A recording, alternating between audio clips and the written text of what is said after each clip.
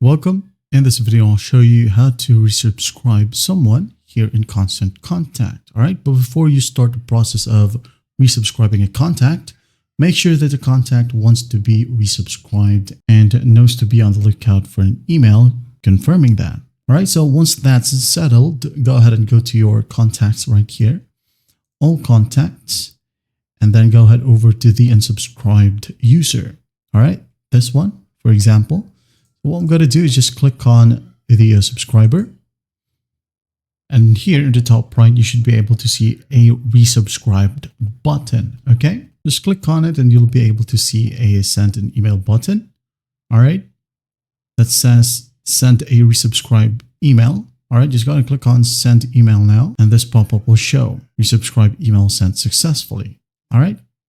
Another option is by just giving the sign up form to this specific user. All right. And those are the steps to resubscribe someone here in Constant Contact. Well, I hope this video helps and I'll see you in the next one.